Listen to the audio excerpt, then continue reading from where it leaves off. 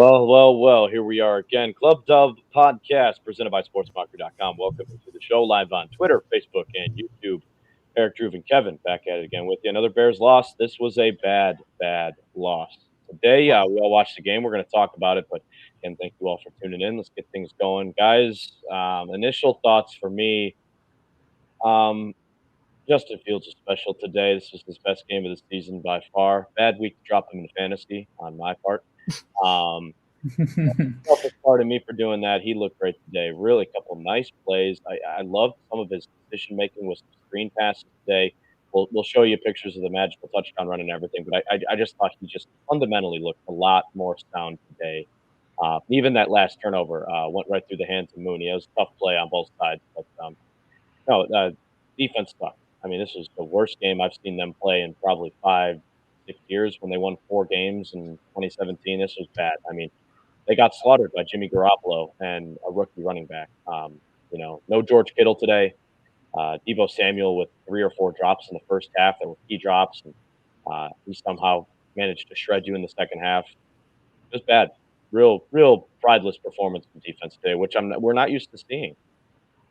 No, we're not. I mean, and that's the weird thing. I mean, Fields has been getting a lot of the, blame for what's been going on the past few weeks. And, being the quarterback, that's fair. But if you think about it, the Tampa game was a bad game from him. Nobody's going to argue that. But I thought he played well in Green Bay. He got them to 17-14 in the fourth quarter, gave them a chance to, get back in the football game. What happens on the next series? Defense gets marched down the field on right away. They score a touchdown. And then what happens again this week? Fields again scores a big-time touchdown to get him back in the game, 23-22. What happens on the very next series? Defense gives up the touchdown. I mean, this isn't on Fields. The defense is just not playing well. They're not playing up to their standards by any sense of the imagination. And it's becoming clear that health and age is starting to catch up to them in a number of areas, and there's really no ways around it. So I wrote in a recent article, it might be time to start thinking of unloading some of these guys if you can for future assets, and just think about starting to rebuild that defense and moving some of those assets towards Fields where he still needs a lot of help. A lot. Oh God, big time. And look, I mean, this game is on the defense entirely. You look at what the Bears did. Every scoring drive of the Bears was answered by a scoring drive by the 49ers after, a missed field goal on their first drive. So, they would have scored on every possession today. And this is a 49ers offense that has struggled coming into today. They've turned the ball over almost every game, I think. Jimmy Garropolo himself has been on a personal turnover streak, and absolutely nothing today. I mean, it's like Garropolo transforms into this ball-moving machine when he comes to Soldier Field. It's honestly remarkable. It was the same pass every single time. It was a slant over the middle every single time. And that's time. Shanahan for you. He understands that when a play's working, let's just keep running it until they show they can stop it. And that's one thing that drives me crazy about the Bears offense. They don't always go back to a play that's been working for them. So that tells you how much coaching mattered in this particular game. Big time. As far as I'm concerned, go ahead. I was just going to say, the game plan was excellent from Shanahan. They didn't veer from it. They made adjustments. And look, I mean, credit to Garropolo too. He played well. I think in the beginning, I think he misfired on, three passes, one of which was dropped by Deebo Samuel. But he played well today. He was on target. He was on time. He didn't panic in the pocket, even when there were, bits and pieces of times where the pass rush was getting there. He was accurate, and he played well. I mean, credit to him, credit to the 49ers. 470-ish yards of offense today. That's just wow. I mean, it's inexcusable. I mean, without Khalil Mack, I mean, obviously that's a problem when you barely had any QB pressures today. Garropolo had. I remember on that third down, there was a third down play in the first quarter when the Bears rushed 3. Garropolo had 5 minutes to throw the ball in that backfield. And ended up picking, and it ended up not ending up at any points. They missed the field goal, but come on, like there was little things here. Danny Trevathan, thanks for 2018. It was great, but I've had enough. He was awful today in coverage. Jimmy looked at him almost every time that he was out there, just right over the middle, right to him every single time. He couldn't catch up, couldn't knock a ball away. Danny, he really struggled today. Ogletree was a little bit better, but I mean, not heads and shoulders above. Eddie Jackson goes out in the first quarter. And I'll be honest, we pick on Eddie Jackson a lot for, not making tackles, but it was a Yeah, big blow. they There was a missed him. ball that got dropped that was a pick in the I don't know, first or second quarter that Eddie Jackson catches. That would have been Eddie's. That would have been a pick. It was dropped. It was right off the hands of Samuel. Kind of got fumbled around out there, but I don't even know who fumbled it. Do you guys remember? I can't remember. It went right off the hands of one of our defensive backs that I don't recognize. Tabor. Yeah, it was yeah. So I think Jackson makes that play if he's out there. Tough. Akeem Hicks not 100% clearly today either. Just a lot of And quite honestly, I think we got a taste of what the Bears defense and coverage will be like without Eddie Jackson if they were to trade him away, and it's not good. I mean, his instincts have. It's clear that offenses and offensive coordinators do avoid Eddie Jackson to a good degree, and it's because of his instincts, because of his placement. Usually, he's in the right spot. He's diagnosing plays. It was a field day out there without Eddie Jackson out there. I mean, Tease Tabor. Yeah. I mean, look, like that's just it's a tough situation to be. That play on Deebo Samuel right before the end of the first half.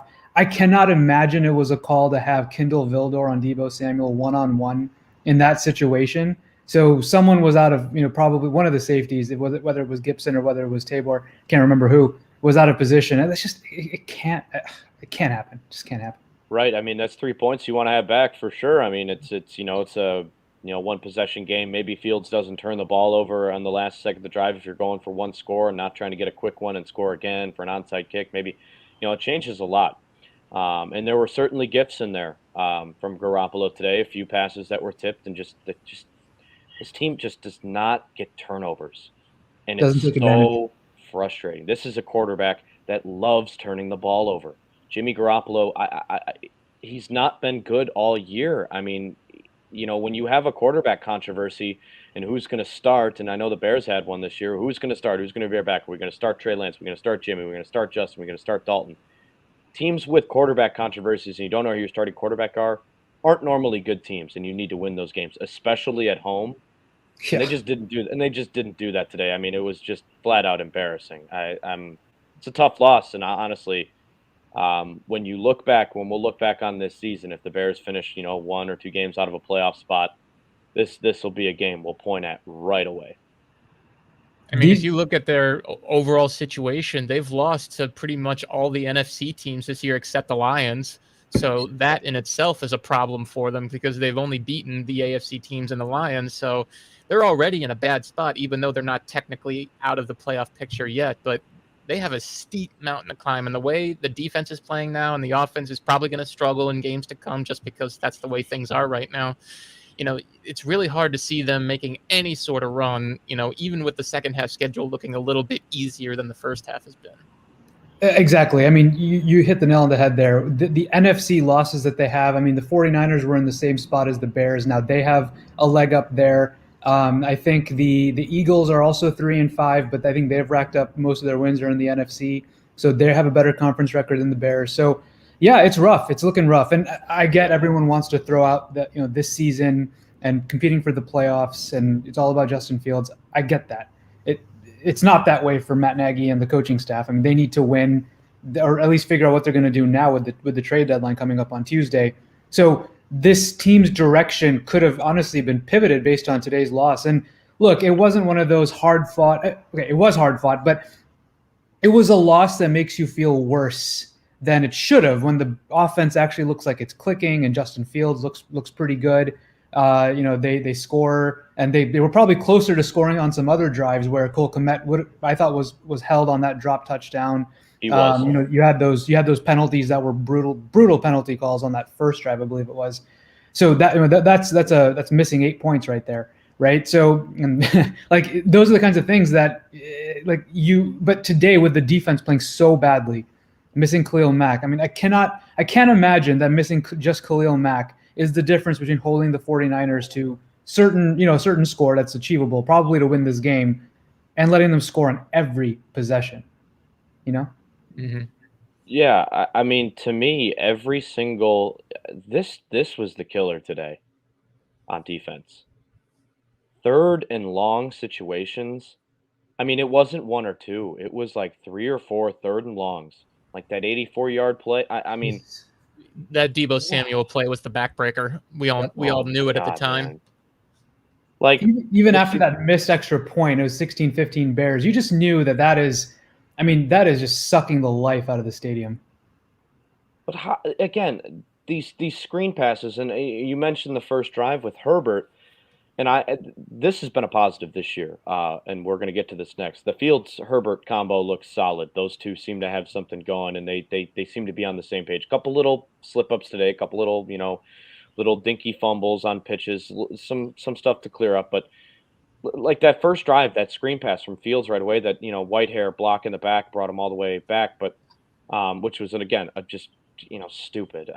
Again, no reason that should happen. You should be smarter than that. You see a guy with his back turned. Why are you hitting him? And he's out of the play. He was out of the play. He wasn't going to impact that play. His momentum's taking him away. Khalil Herbert was going to cut inside. There was no need. It's just dumb stuff. But the screen passes on defense today on 3rd and longs, I mean, just inexcusable stuff, man. You cannot give up 84 yards on 3rd and 20. And it happened a couple times, not 84 yard, but it was these big chunk plays. Elijah Mitchell today had probably 4 or 5 runs of 20 yards apiece. 4-minute offense coming. Niners are up. I think it was at the time 30-22. 4-minute offense. It's coming. It's 1st and 10, first play of the game. They toss a pitch to the left, and it goes for 39 yards. I mean, just oof. Let's see. I'm looking at my fantasy thing right now. So I got 3 updates. So it's Elijah Mitchell, 27 yards. Elijah Mitchell, 26 yards. Elijah Mitchell, 40 yards. So there's 3 big chunk carries right there from, just stuff that we're just not used to seeing. 100 yards right there, pretty much. Yeah, on 3 carries. I mean, it was bad. And Eric, you mentioned it too. The Fields gets a score, and right away they come out in 3 minutes, and they're down the field in 4 or 5 plays, and they punch it in. Jimmy Garropolo burns them. Just awful defense today. Prideless performance. It's just not something you're used to seeing from the Bears defense. They're usually the ones who are able to get some stops late and give you a chance to win, and it's been the complete reverse the past couple of weeks. Did they force a punt today? They did not force a punt. Not one. No, they didn't. Yeah, the 49ers had a missed field goal on their first possession, and then scored on every single possession except for the last one when they kneeled it down. Yeah. So you don't win any football games not forcing punts. No, that's you don't. Just that's just the way. And the sad thing is, I think the Bears only had 1 punt of their own or 2 punts. Yeah, give me the second half too. Yeah, which is so sad. They finally have what you can call a pretty decent day, and it's the one day that the defense completely lays down. So it's been that kind of year for them. Yeah. Let's take a look right now at the box score. A lot of special things from Fields today. Only 175 yards. We're going to you see that a lot from rookie quarterbacks. A lot of really good decision throws today, though, is what pointed at. And obviously that touchdown throw that we'll show you, just special stuff. First quarterback since 1973, I read on Bears PR to run for over 100 yards at the quarterback position. Let me get this right. Has Fields thrown the ball 30 times or more in any game this year? I don't think he has. No, he's usually in that 25 to 28 range. Yeah, crazy. So here we go. Especially in this day and age. With that touchdown, Justin Fields becomes the first quarterback to rush for 100 yards since Bobby Douglas in 1973. Bobby. Yeah, so special stuff from Fields there. But again, here's the biggest part of the box score today. Yeah. Look at this. Allen Robinson is your 5th leading receiver today. You got to be kidding me, man. It's really not much you can say. He and A-Rob just haven't been on the same page. It's clear that Mooney and Fields have that chemistry that they're looking for. I mean, Jesse James had one of his best games of the year easily, and Adam Hoge pointed it out on Twitter. It's like it's strange how Fields seems to have chemistry with guys he played with in training camp and not the guys he didn't. So it all comes back to that weird decision to not at least give him some work with the ones during training camp. Yes, Dalton was going to be the starter. You can give him the majority, but at least give Fields some work, and they gave him none. And that's just crazy to think about. It's another one of those little things that seems to come up regarding the Bears coaching staff decisions. For sure. And what I'm thinking, the 49ers defense is a mess. Yeah, man. They suck. And they lost, Jimmy Ward during the game. They lost Fred Warner for a little while there. And it's still only 22 points, like, and yes, part of it was, drives being, ruined. The drive of the game should have been a touchdown. First one should have been touchdown. And then that Cole Kmet, what should have been holding, I think it was Josh Norman, if I'm not mistaken, should have been holding that would have been a 1st and goal at the 1, I think. That's 8 points, and you should have had 30 and you would have felt better about this game. It's just 22 points against this 49ers at home, perfect conditions. It's just one of those things where, like, okay, good, you looked fine, competent. decent, good, competent, exactly. But what's going to happen on Monday night next week in Pittsburgh against nothing good. Watt? Nothing good. Again, it should be a very similar situation. Rookie running back and a quarterback that struggles to throw the ball right now. He's just past his prime. I mean, this should be but again, Pittsburgh's defense is much better. I mean, you're going up against a healthy Minkah Fitzpatrick and obviously TJ Watt. So yeah, Cameron Hayward and Watt are probably going to wreck that game, given the way the Bears' offensive line has been playing, but that's for next week. Yeah, we'll get to that. But simmer on this one for 8 days. Yeah, this team, and this is my prediction. The trade deadline is Tuesday. We talked about it in our last show. How different does this team look next week? Or this week, honestly, moving into next game, I think it looks pretty different. I think there's some guys that are getting moved. You'd like to think that, and I understand why. The logic thing to do is, yes, you would try to move some guys if you can, but usually action at the trade deadline is rare. Significant action, I should say. You might get maybe 1 or 2 moves from a team, depending, but I don't think the Bears are going to make any sort of big moves in that regard. They might in the offseason when, the situation is a little different from a money perspective and all that. But in terms of the trade deadline, there's just not a lot of teams that have a lot of cap space that can take on these contracts right now. And when that's the case, you usually don't see a lot of deals. So I think they might try, but I don't think we might see one deal, but nothing beyond that. I don't know who it's going to be, but I think they should trade out. When the offseason arrives, you'll probably end up seeing, guys maybe getting moved at that point, in addition to their free agents leaving. I agree with Claudius here. I think they got to trade A-Rob. I totally agree, Claudius. I totally agree. He might be that one guy you can move because he still has value, even though he hasn't played well lately. Because teams can explain away he's playing with a rookie quarterback. They don't have a lot of chemistry. Let's get him on our team, and he'll probably play well. So if you're looking at one asset that will probably have a decent market, it would be A-Rob, in my opinion. Like the Tennessee Titans right now, they can't keep Julio healthy. Calvin Ridley just stepped away from football.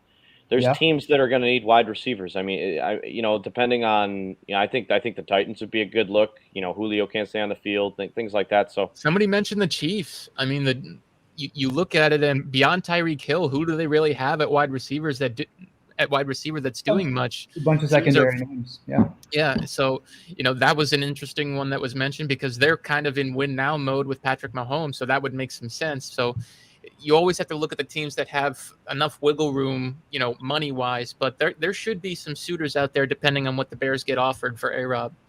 The challenge though is obviously we'd love to see the Bears sell off because look, at 3-5, I think we all agree here that the Bears playoff prospects are pretty slim.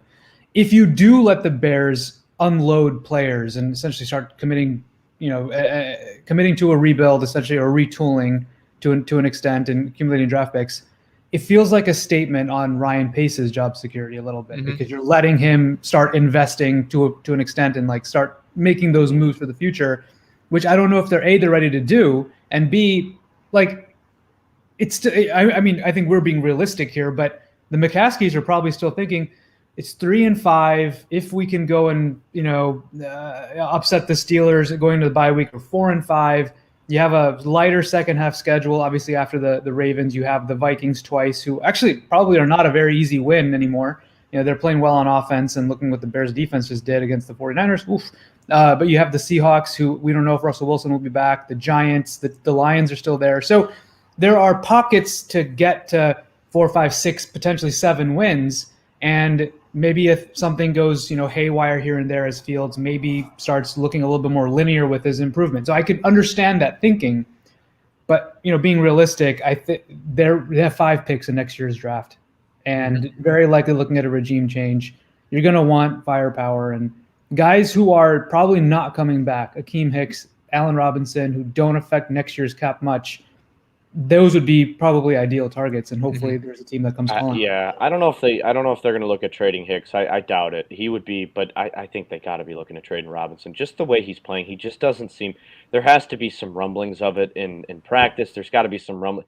He's just not playing like we normally. And yes, the chemistry, and we point to that in training camp and thing.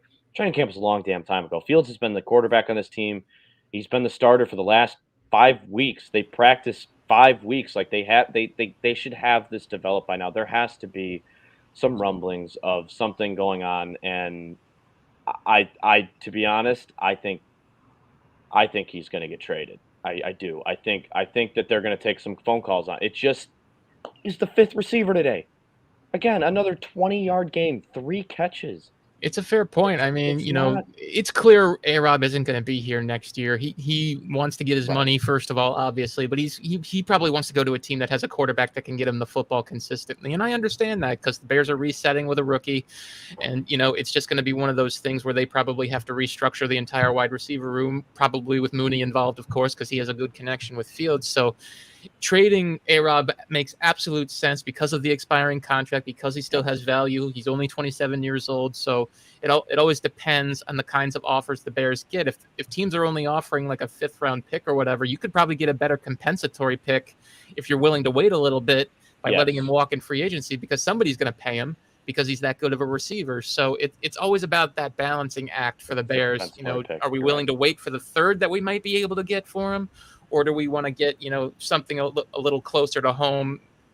I'd say if you can get like a 4th and a 7th, I think that's a pretty worthwhile trade if you can get it for A-Rob.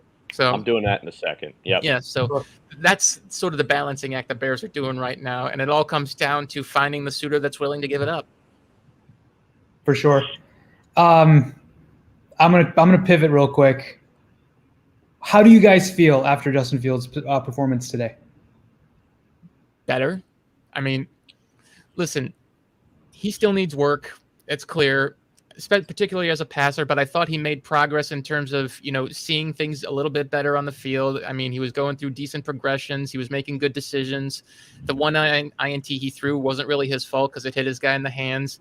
As a runner, he really seemed to blossom. He really seemed a little more confident running the football. They adjusted the scheme a little bit to fit his strengths, and he played better. So, it's obvious he still needs work, but I think he's absolutely trending in the right direction.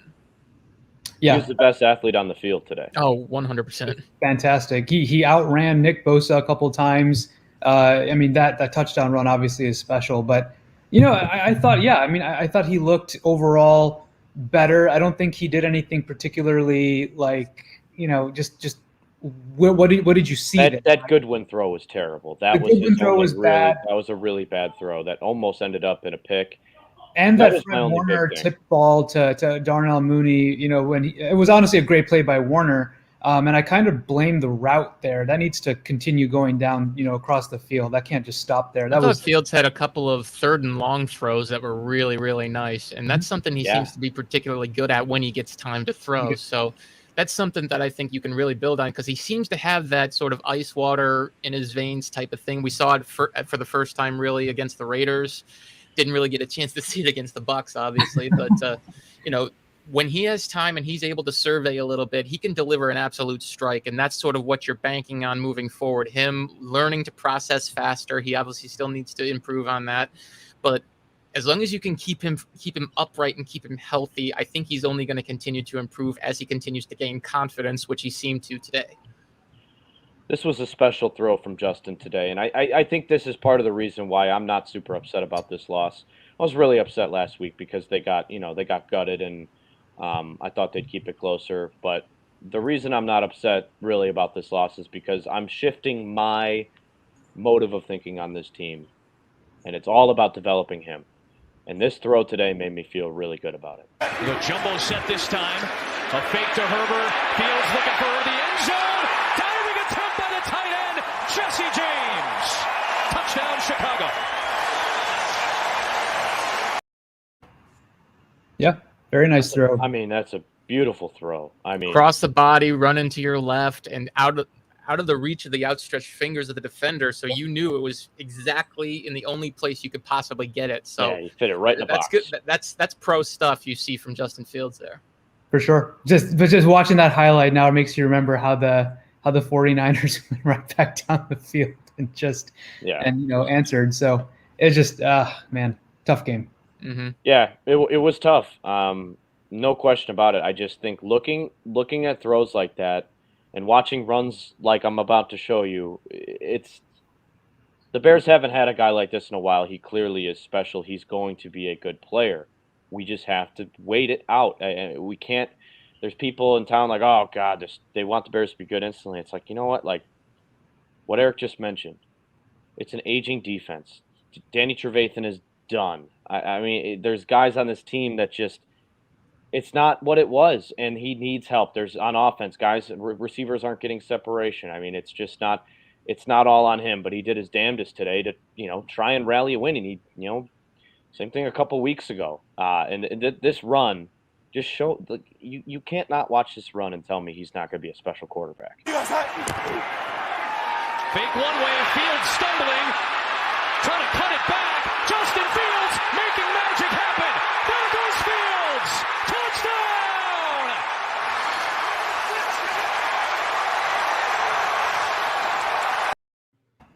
Great stuff. Just a ridiculous play, man. A lot of people compared it to that Steve Young run from way back when against the Vikings. Not quite as electric as Young's was because he must have bounced off several different guys. But people mention Young, and when I think about that, I'm like, Young was kind of the same way early in his career too, in terms of Fields. He didn't process very well. He relied on his legs a lot and maybe big plays.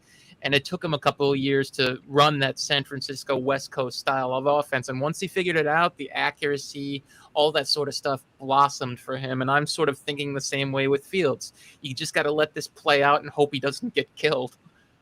Yeah, for sure. And it was great to see him, how pumped up he got after that run. Look, he's been beaten down the last couple of weeks, and you heard it in his presser last week where this is hard. I've never been in the situation. I don't know how to feel. And then earlier this week, I feel the offense is going to click, but just based on really nothing, right? I have a feeling. And to see him play, pretty well today, that kind of a play, desperate situation, 4th and 1. I mean, that play was dead, absolutely dead. And horrible play call.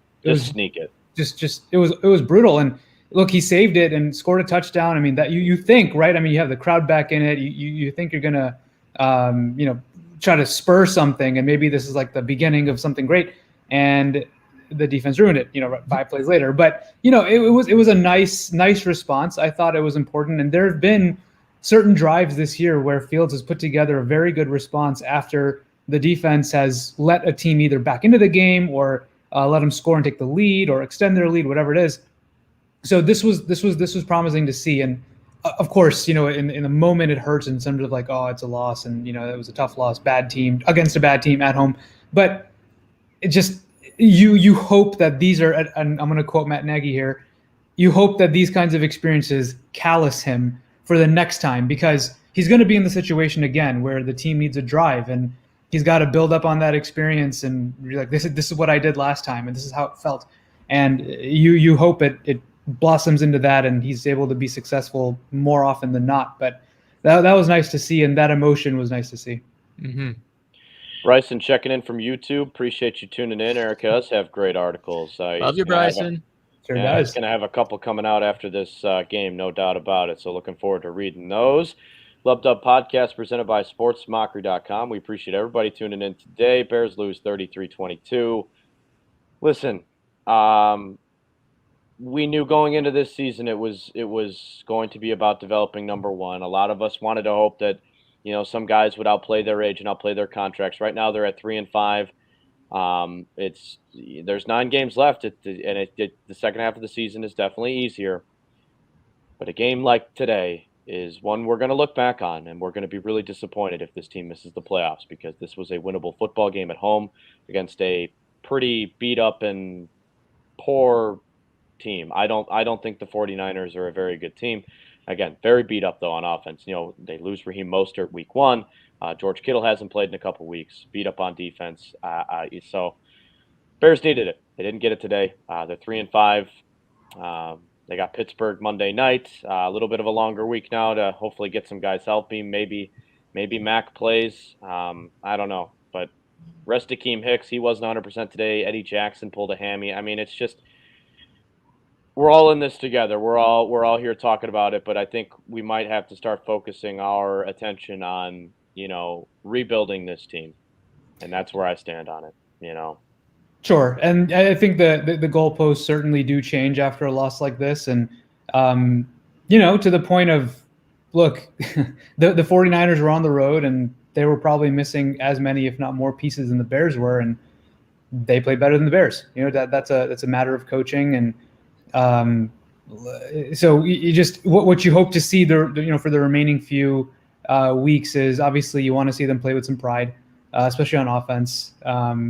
See if they can start to build something here. Because look, the reality is a lot of these players are going to be here next year. And when I say a lot, I mean there's core players here that are going to be here. So Justin Fields, of course, Khalil Herbert, David Montgomery will probably be here.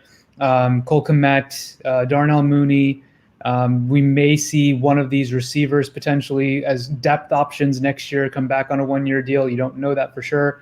The offensive line, Larry Borum, first started right tackle today. I thought he played pretty well for the most part. James Daniels, maybe, and it's his contract year. Cody Whitehair still here for a bit. They have to find an answer at center, and then hopefully Tevin Jenkins at left tackles is back. So there is a lot of value to be gained for this team by showing rhythm. And I know that very likely they may be in a different offense and different scheme next year. But look, for your future as an NFL player, you want to show that you belong in this league and you can contribute in this league. And so they have, what is it now? They have 9 games left to show that. 9 games left to right the ship. Miles checking in from YouTube. Appreciate you, Miles. Hope you're having a good Sunday despite the loss. How about Larry Borum coming off injury? Just talked about this rookie season wasn't too bad. Good build. Yeah, I mean, he had a tough day today. He got beat a few times, but I mean, he's a rookie. I mean, it's a good like passer. 5 practices before he got thrown in there. So all things considered, I thought he played pretty well under those circumstances. So if he could play like that on such short notice, I think he's going to, get better as, as the weeks go by. Although next week's probably not going to be enjoyable for him. No, sir. TJ Watt looms. Watt looms. We've already seen I think Myles Garrett's the best pass rusher in the league right now. TJ Watt is a very, very close second. It's going to be tough for Jack Barrett, Jason Pierre-Paul. I mean, they have faced a gauntlet of Max Crosby. They faced some really good pass rushers this year. Mm-hmm. It's going to be tough, no question about it. I think again the offense is going to have to. They're going to have to do. You gotta what I'm looking for, you gotta have over 200 yards of Fields passing at some point. You gotta let him uncork it. Today only 175, 27 attempts. He hasn't thrown the ball over 30 times yet this year, like Eric mentioned before we started the show. So I don't know. We're looking at a lot of different things, but this was a shitty loss today, and I don't think we're not feeling good about the loss, but I'm feeling really good about Justin. He shined today. Khalil Herbert, before he got hurt, looked again very positive today. So we're getting there. I think this team looks different next week. I think I could be wrong, but I'm going to project that Allen Robinson will get traded. If they can get, I'm going to put an asterisk on it, if they can get a 3rd or 4th round pick for him. If teams aren't offering that and it's in a little lower, I think he'll be on the team the rest of the year. But again, today another 21 yards. He struggled. The offense only 22 points. Again, it's tough, but we'll get to it. We'll talk about it. Steelers coming up Monday Night Football next week. Any final thoughts, guys, before we get on out of here?